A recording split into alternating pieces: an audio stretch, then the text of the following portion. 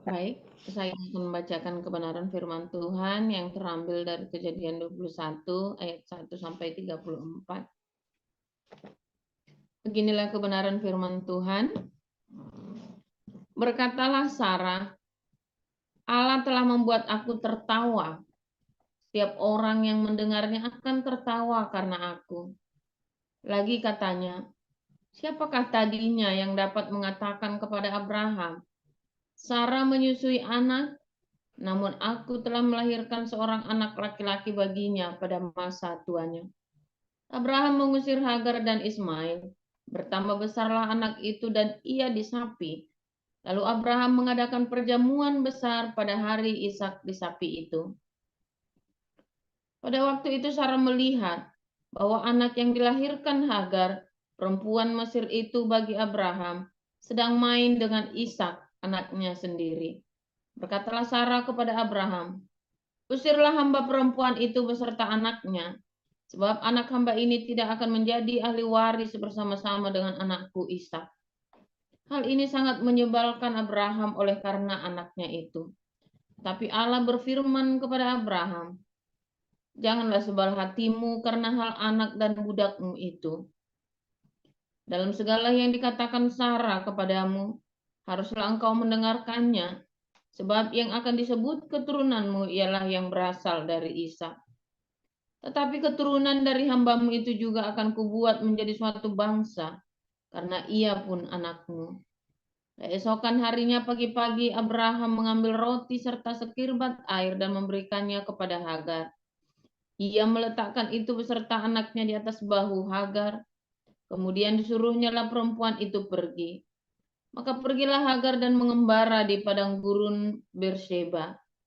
Ketika air yang dikirbat itu habis, dibuangnyalah anak itu ke bawah semak-semak. Dan ia duduk agak jauh, kira-kira sepemanah jauhnya. Sebab katanya, tidak tahan aku melihat anak itu mati. Sedang ia duduk di situ, menangislah ia dengan suara nyaring. Allah mendengar suara anak itu. Lalu malaikat Allah berseru dari langit kepada Hagar, katanya kepadanya, apakah yang engkau susahkan, Hagar? Janganlah takut, sebab Allah telah mendengar suara anak itu dari tempat ia terbaring. Bangunlah, angkatlah anak itu dan bimbinglah dia, sebab aku akan membuat dia menjadi bangsa yang besar. Lalu Allah membuka mata Hagar, sehingga ia melihat sebuah sumur. Ia pergi mengisi kirbatnya dengan air, kemudian diberinya anak itu minum. Allah menyertai anak itu, sehingga ia bertambah besar. Ia menetap di padang gurun dan menjadi seorang pemanah. Maka tinggallah ia di padang gurun Paran, dan ibunya mengambil seorang istri baginya dari tanah Mesir. Perjanjian Abraham dengan Abimelek. Pada waktu itu Abimelek beserta Pikol, panglima tentaranya, berkata kepada Abraham, Allah menyertai engkau dalam segala sesuatu yang engkau lakukan.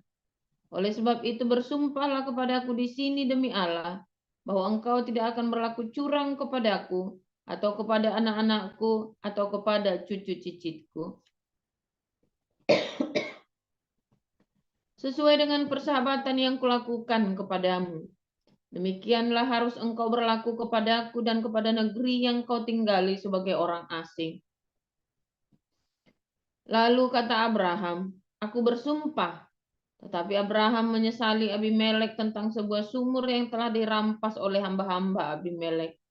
Jawab Abimelek, aku tidak tahu siapa yang melakukan hal itu. Lagi tidak kau beritahukan kepadaku, dan sampai hari ini belum pula aku dengar. Lalu Abraham mengambil domba dan lembu dan memberikan semuanya itu kepada Abimelek. Kemudian kedua orang itu mengadakan perjanjian. Tetapi Abraham memisahkan 7 anak domba betina dari domba-domba itu. Lalu kata Abimelek kepada Abraham, untuk apakah ketujuh anak domba yang kau pisahkan ini? Jawabnya, ketujuh anak domba ini harus kau terima dari tanganku untuk menjadi tanda bukti bagiku bahwa akulah yang menggali sumur ini. Sebab itu, orang menyebutkan tempat itu Berseba, karena kedua orang itu telah bersumpah di sana. Setelah mereka mengadakan perjanjian di Berseba, pulanglah Abimelek beserta Pikol, panglima tentaranya, ke negeri orang Filistin. Lalu Abraham menanam sebatang pohon tamariska di Berseba dan memanggil di sana nama Tuhan, Allah yang kekal. Dan masih lama Abraham tinggal sebagai orang asing di negeri orang Filistin. Demikian pembacaan firman Tuhan. Baik, terima kasih Bu Sarma. Kita akan lanjutkan untuk pembacaan firman dari Perjanjian Baru yang akan dibacakan oleh Bu Nanti Tommy. Silakan Bu. Terima kasih, selamat pagi semua.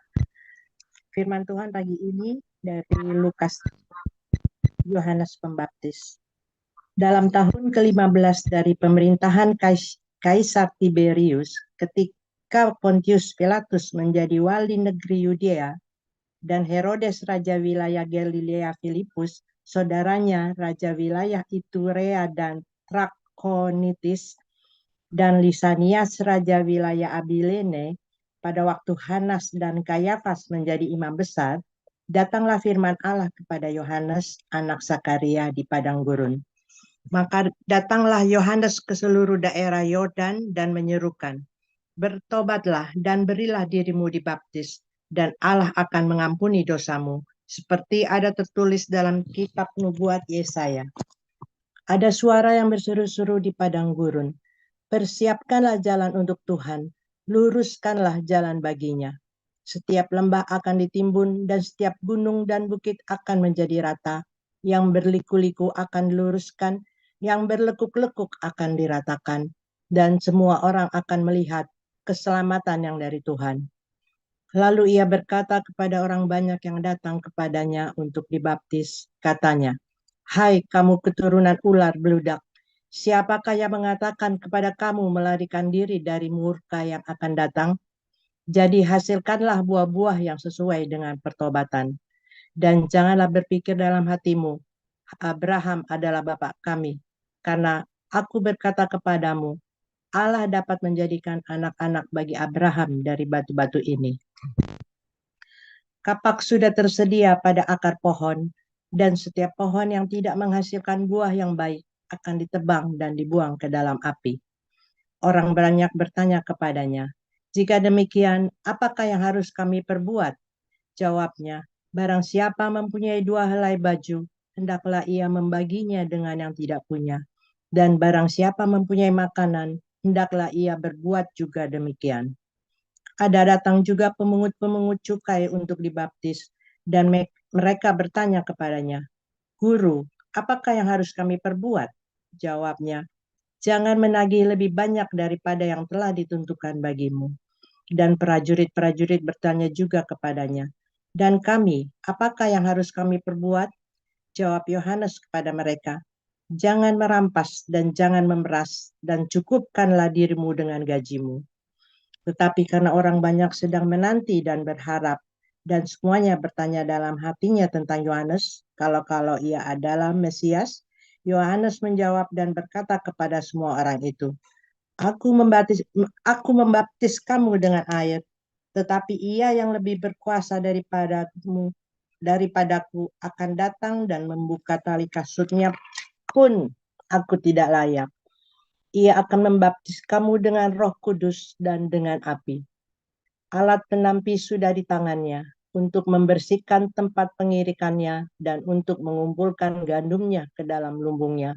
Tetapi debu jerami itu akan dibakarnya dalam api yang tidak terpadamkan.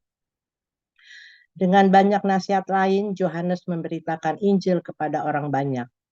Akan tetapi setelah ia menegur raja wilayah Herodes karena peristiwa Herodias istri saudaranya dan karena segala kejahatan lain yang dilakukannya, raja itu menambah kejahatannya dengan memasukkan Yohanes ke dalam penjara. Ketika seluruh orang banyak itu telah dibaptis dan ketika Yesus juga dibaptis dan sedang berdoa, terbukalah langit dan turunlah Roh Kudus dalam rupa burung merpati ke atasnya. Dan terdengarlah suara dari langit, "Engkaulah anakku yang kukasihi, kepadamulah aku berkenan." Ketika Yesus memulai pekerjaannya, ia berumur kira-kira 30 tahun. Dan menurut anggapan orang, ia adalah anak Yusuf, anak Eli, anak Matat, anak Lewi, anak Malki, anak Yanai, anak Yusuf, anak Matika, anak Amos, anak Nahum, anak Hesli, anak Nagai, anak Maat, anak Matika, anak Simei, anak Yoksek, anak Yoda, anak Yohanan, anak Resa, anak Zerubabel, anak Selitiel, anak Neri, anak Malki, anak Adi, anak Kosam, anak Elmadam, anak anak Yesua, anak Eliezer, anak Yorim, anak Matat, anak Lewi, anak Simeon, anak Yehuda, anak Yusuf, anak Yonam, anak Eliakim, anak Melea, anak Mina, anak Matata, anak Natan, anak Daud, anak Isai, anak Obed, anak Boas, anak Salmon, anak Nahason, anak Aminabad, anak Admin, anak Arni, anak Hesron, anak Peres, anak Yehuda, anak Yakub, anak Iskak, dan anak Abraham, anak Terah, anak Nahor, anak Seruk, anak Rehu, anak Pelek, anak Eber, anak Salmon, anak Kenan, anak Arpaksat, anak Sem, anak Nu, anak Lamek, anak Metusala, anak Henok, anak Yaret, anak Mahalel, anak Kenan, anak Enos, anak Set, anak Adam, anak Allah. Sekian firman Tuhan. Amin. Ben, terima kasih. Kita akan lanjut ke dalam firman. Ya kan, firman renungan dengan judul Yesus orang Palestina yang akan dibawakan oleh Pastor Joseph Paulsak. Silakan, Pastor. Haleluya, luar biasa. Firman Tuhan selalu baru setiap hari. Punya saya sudah di spot belum ya? Minta tolong di spot. Sudah. Sudah ya? Oke, God bless you. Oke. Saudara, Yesus orang Palestina. Ya, hari-hari ini ya ada banyak sekali video di YouTube yang nyebar bahwa Yesus adalah orang Palestina.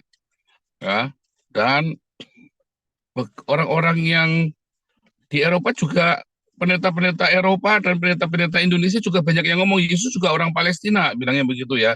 Saya sampai bingung, ini orang, aduh saya nggak ngerti ya cara berpikir orang-orang ini sejak kapan Yesus itu jadi orang Palestina, saudara ya. Kalau Anda tadi baca, tidak ada kata Palestina di dalam riwayatnya Tuhan Yesus ya.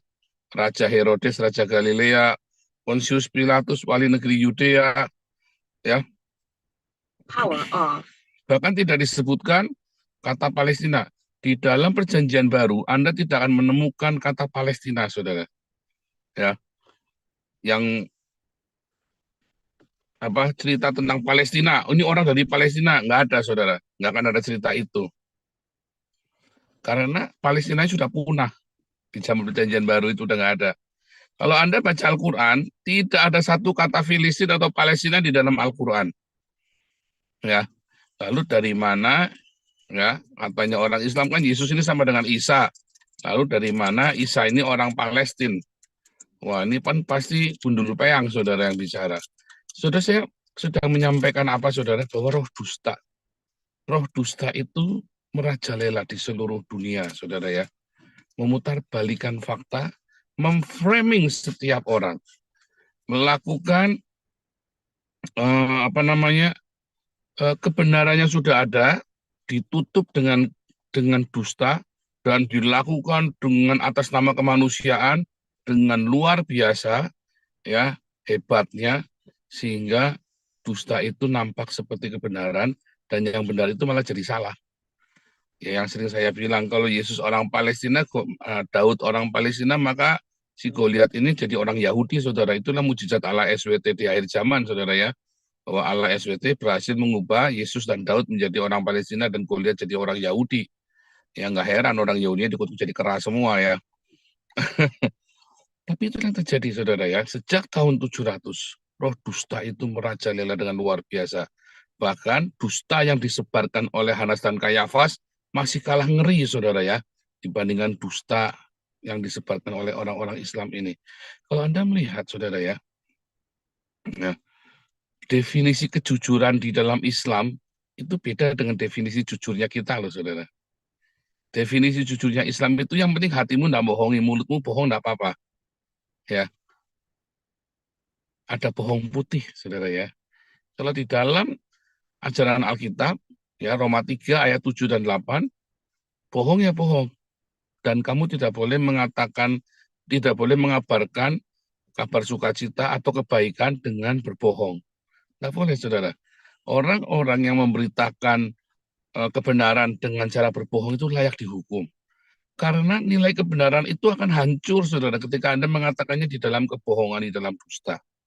Ya, makanya kebenaran adalah kebenaran. Ya, jangan berkata-kata dusta.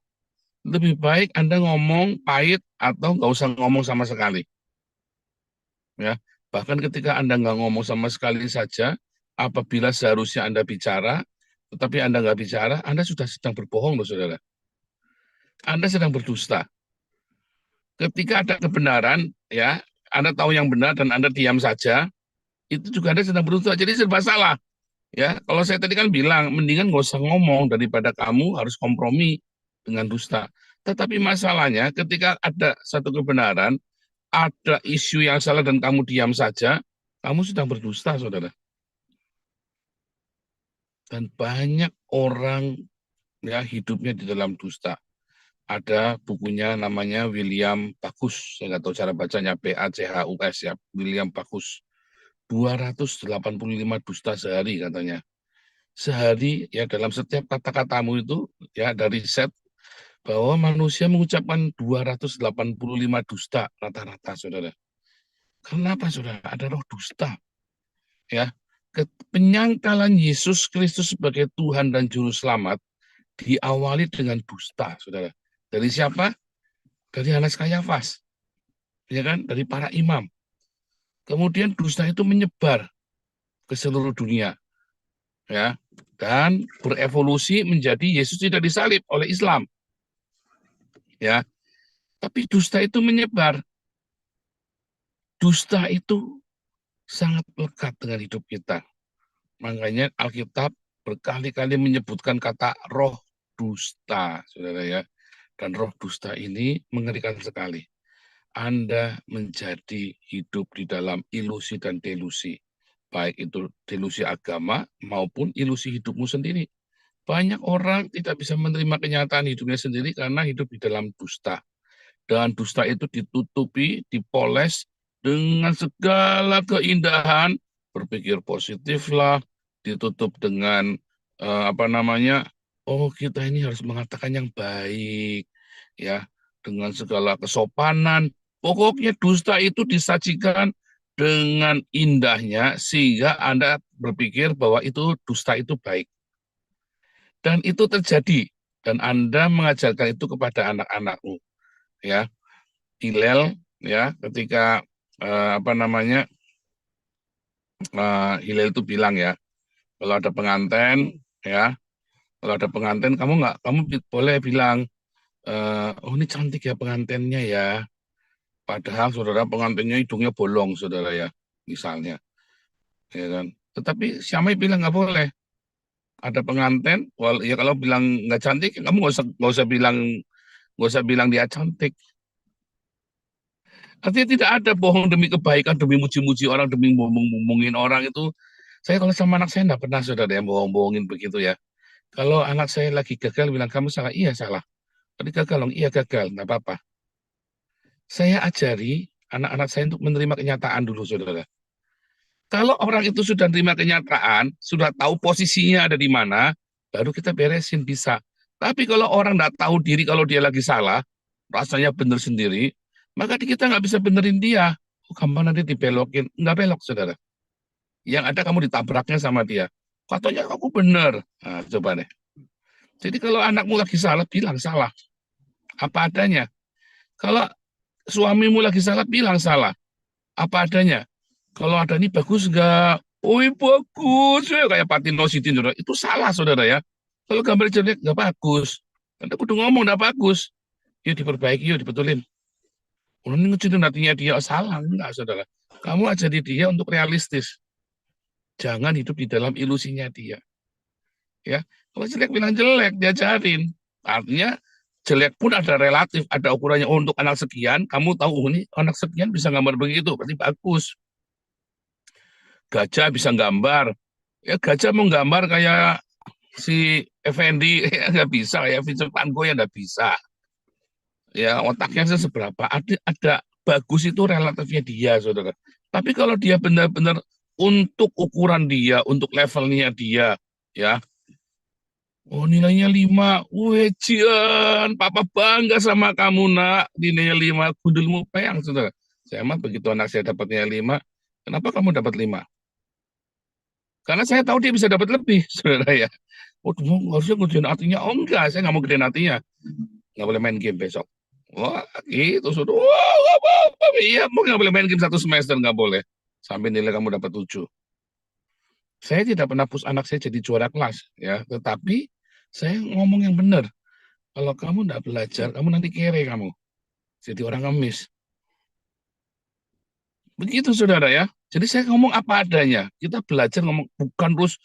Tapi ada orang yang kelewatan saudara. Ini gambar udah bagus-bagus. Ini bagus siapa jelek. Ya, itu juga salah. Kamu juga berdosa juga. Ini bocah gitu namanya saudara. Jangan apa adanya. Nggak usah kamu angkat-angkat. Nggak usah kamu turun-turun. Ya, ini gagal dong. Iya gagal. Salah dong. Salah. Bodoh. Iya bodoh. Tapi bukan berarti kamu nggak bisa memperbaikinya. Nah masalahnya orang kan malas ngomong begitu kan. Makanya saudara akhirnya anakmu lebih percaya sama orang lain. Karena kalau sama orang tuanya nggak akan ngomong jujur kan. Ya nggak saudara. Dan saya dulu pernah bicara ya di tahun lalu ya. Bahwa orang yang paling jujur adalah musuh kita saudara. Orang yang paling suka bohong adalah orang yang paling dekat dengan kita. Kalau kamu lagi salah, lagi sedih, oh enggak apa-apa, itu bagus, kamu begitu saja, enggak apa-apa, ayo. Kamu ceritanya mau memberikan kekuatan sama dia, tapi kamu sebenarnya sedang apa, saudara? Sedang menyelakain dia. Dia nggak bisa terima kenyataan.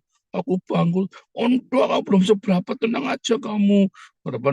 Mati loh, iya loh, mati loh. Kamu celaka, iya celaka bahaya, iya bahaya. Aduh gimana? Iya, kamu diam dulu. Kita pelajari dulu bahayanya sampai di mana. Bahaya, iya bahaya. Kalau nggak, oh enggak apa-apa, enggak bahaya. Lagi nggak bahaya, tiba-tiba jebluak, enggak setugil, saudara. Misalnya kan ya. Jangan, saudara ya. Apa adanya saja. Tapi, ya, waktu kita menyampaikan apa, dan nanti panik, Pak. Ya nggak apa-apa, biarin saja. Karena dari kecil dia tidak pernah dikasih tahu kenyataan, makanya dikasih tahu kenyataan, dia panik. Ya salahnya siapa, saudara? Ya, salahnya siapa? Dikasih tahu, akhirnya dikasih tahu kebenaran malah ngamuk akhirnya karena dia dari kecil biasa dibohongin, iya kan? Nah, tetapi jangan kalau yang lagi bagus malah kamu jelek-jelekin, ya enggak, pada porsinya saja, nggak usah jelek-jelekin, nggak usah bagus-bagusin. Apa adanya saya menurut penilaianmu yang jujur itu lebih baik, ya, itu lebih baik, saudara ya. Makanya, ya. Seringkali musuh kita kan kalau ngomong kan dia cari kejelekannya kita kan. Wah kalau gitu salah, begini, begini. Dulu ya si ceker babi kan paling sering kan jelek-jelekin kita kan. Dari si ceker babi itu jelek-jelekin kita, saudara.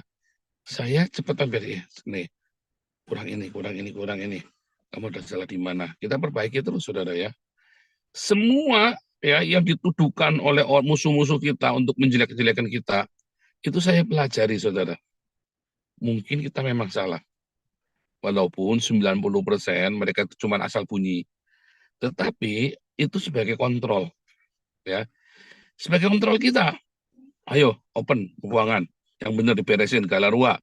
Ayo, ini semua diberesin. Administrasi yang benar. Itu sebagai kontrol. Ya, saya sering tegur pengurus ya. Kamu tahu, nggak usah terjadi apa-apa saja bisa fitnah. Apalagi kalau sudah terjadi beneran. Begitu, saudara ya. Makanya Anda kalau punya musuh, ya jangan takut dia ngomong hal yang jelek tentang Anda. Anda dengerin, Anda nilai, Anda introspeksi, ya 90% yang dia ngomong itu dosbol. Tapi yang 10% benar, saudara ya. Nah itu Anda harus filter, Anda perbaiki. Ya. Karena dia ngomong jujur dibandingkan dengan orang-orang yang suka muji-muji kamu. Makanya kalau orang muji-muji saya, berarti emang nggak mau terlalu pusing, saudara ya. Karena kalau orang muji-muji kamu jadi lengah. Padahal pada banyak sekali cacatmu, tapi dia muji-muji kamu. Karena dia temanmu, karena dia mau ngomong yang jelek itu nggak enak, ya kan? Tetapi kalau buat saya, ya teman yang baik itu jujur sama saya, saudara ya. Teman yang baik itu jujur, ya. Tapi musuh lebih jujur lagi. Musuh itu lebih jujur lagi. Makanya saya tidak pernah meremehkan orang-orang yang membenci saya, ya kan? Tapi tidak pernah dimasukkan ke hati. Karena itu dia bodoh. Dia jelek-jelekin saya. Dia bodoh, saudara. Karena saya belajar dari situ, ya kan? Saya belajar dari situ. Dari yang dia ngomong, ya sesama politikus saling nabrak kan? Maka harusnya politikus yang lain dia belajar, yang dia ngomong, jangan emosi, jangan panas. Pemerintahan ada oposisi, harusnya berterima kasih, cepat-cepat diperbaiki, tanpa harus merasa terganggu. Harusnya begitu, saudara. Tetapi sayangnya di dalam Islam itu nggak bisa, ya. Dan banyak orang beragama, ya nggak bisa begitu. Karena mereka agama itu sendiri adalah waham, delusi. Agama itu sendiri adalah delusi. Anda begitu beragama, ya Anda hidup dalam delusi, dalam ilusi. Anda maunya yang baik-baik saja. Anda tidak terima kenyataan bahwa dunia banyak yang nggak baik. Bahwa di gerejamu banyak yang berzina, bahwa pendetamu kurang ajar. Nggak mau terima. Ya kan? Kalau saya mah terus terang saja, nggak apa-apa. Sudah kenapa? Karena yang tidak baik itu ketika kita kasih tahu, ya maka membuat kita dewasa. Dan belajar ngomong jujur. Ya, nggak usah naik-naikin, nggak usah ngerendah-ngerendahin. Belajar kita ngomong yang jujur dan konsisten. Tetapi jangan ada yang baik kamu bilangin jelek. Itu juga kamu nggak benar. Banyak orang yang suka begitu kan. Itu juga nggak benar. Bagus bilang bagus, saudara. Jelek bilang jelek. Oh, nanti sombong, Pak. Enggak. Bukan urusanmu, saudara. Kalau bagus bilang bagus. Jelek bilang jelek. Itu penting, saudara ya. Anda belajar singkirkan roh dusta dari keluargamu, dari hidupmu dulu. Ngeri, saudara ya, saya selalu ajari sama istri anak saya. Jangan pernah bohong dengan sesama kita, anggota keluarga. Suatu hari, kamu di dalam masa yang sangat kejepit, dan kamu perlu pembelaan. Dan semua bukti membuktikan kamu salah, dan padahal kamu tidak bersalah, dan kamu butuh keluargamu percaya. Kalau kamu tidak pernah bohong, maka keluargamu bilang, enggak, aku percaya. Tapi kalau kamu sering bohong, ya kamu aja sering bohong, bagaimana, saudara? Percayanya percaya karena enggak mungkin, tapi dalam hati, masa sih. Jangan-jangan enggak iya, kan begitu.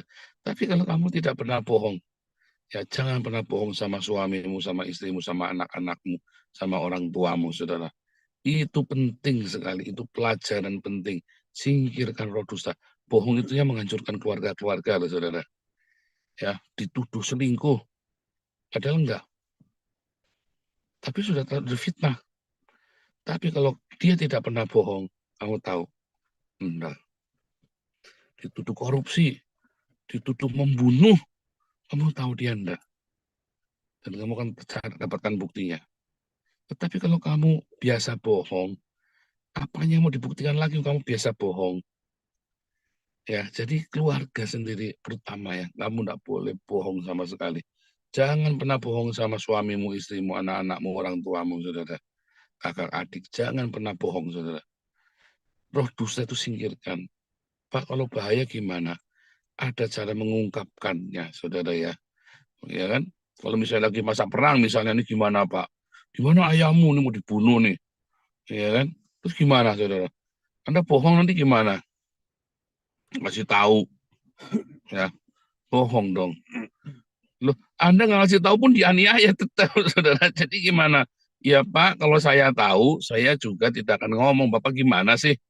Bapak nanya bapak saya di mana, Bapak mau bunuh anak saya. Ya, misalnya kan begitu kan? Jadi Anda harus siapkan ketika dalam masa-masa sulit, Anda sudah tahu Jangan kasih banyak rahasia sama keluargamu kalau kamu sedang dalam masa sulit, sehingga keluargamu tidak perlu berbohong. Dan kamu kasih tahu, saya menyimpan rahasia ya, aku tidak bisa ngomong sama kamu, dan nanti kalau ada orang tanya, kamu juga benar-benar nggak tahu. Orang tahu kok, saudara, kalau nggak tahu. Ya, intelijen itu tahu kalau Anda nggak tahu. Tetapi Anda tahu Anda lagi dalam masa sulit, Anda ember orangnya di rumah cerita semua ya repot. Makanya itu tadi, ya, Anda harus bijak, Anda harus wise supaya di rumah jangan ada kebohongan. Dan kamu bilang, saya punya tugas yang sulit, yang saya tidak bisa cerita kamu jangan nanya. Nah, itu juga salah satu cara, saudara ya. Ya, itu salah satu cara ya untuk mencegah kebohongan. Jadi harus wise sebelum itu terjadi. Ada masalah-masalah yang kamu tidak bisa cerita, kamu ngomong sebelumnya. Sebelum dia ngonangin, kamu ngomong dulu. Ada satu yang saya nggak bisa ceritain, saya pengen begini, cerita saudara, minta pengertian. Kalau kamu tidak terbiasa bohong, dia akan terima. Tapi kalau kamu bisa bohong, alasan lo, paling selingkuh lagi, gundulmu peyang. Ya kan? Yang penting, saudara, ingat-ingat saudara. Ya, Pak jujur acur Pak, enggak saudara. Ya, makanya kalau dalam bekerja nggak cukup jujur, kamu juga harus rendah hati, kamu juga harus setia, harus rajin, nggak cukup jujur kalau untuk kerja. Tetapi saya lagi untuk masalah bohong, supaya hidupmu itu benar dulu, saudara. Itu tuh awal ya, kebenaran itu ya yang tidak kompromi, jangan bohong. Ya, saudara ya, ingat-ingat bahwa Yesus bukan orang Palestina. Sebab kalau Yesusnya orang Palestina, maka Goliatnya jadi orang Yahudi, saudara ya. Itulah kebohongan yang disebarkan di seluruh dunia. Ya itulah roh dusta dan itu dimaklumi. Ya kan, dibuktikan dengan ilmu pengetahuan, dengan inilah, dengan itulah segala macam, berusaha membuktikan bahwa ya orang Islam kan membuktikan ada 7 langit. Wah, ionosfer apa stratosfer. Wah, saya bilang makanya lu dikutuk terus segala macam. Ya, nabi-nabinya compang-camping tabrak pesawat terus kan di ionosfer, stratosfer, apalagi ya eksosfer segala macam itu yang ditabrak nabi-nabinya dari situ kan. Ada ditelekin burung segala macam. Iya, kan biasa bohong, saudara ya. Biasa memaksakan sains itu tadi ya, membuktikan kebohongan dengan sains. Akhirnya Anda di framing, kamu nggak percaya tak pateni gue. Begitu akhirnya nanti ya, kamu nih sudah tak terangin kamu nih, kenapa? Nah, jangan saudara ya. Jangan mau di framing. Kalau kamu tetap masih bilang kamu nggak percaya. Jangan mau di framing juga, ya. Ingat Khairul Makirin ya, bahwa dewanya mereka itu raja dusta, loh, saudara. Jangan mau di framing dengan kebohongan. Juga kalau ada orang sedang bohongi Anda dan Anda tahu kebenarannya, jangan mau di framing. Ya, saudara ya, minta kebenaran. Anda yang nanti belajar di kelas profetik gitu ya, nanti diajari ya mendeteksi kebohongan. Tuhan Yesus memberkati. Silakan.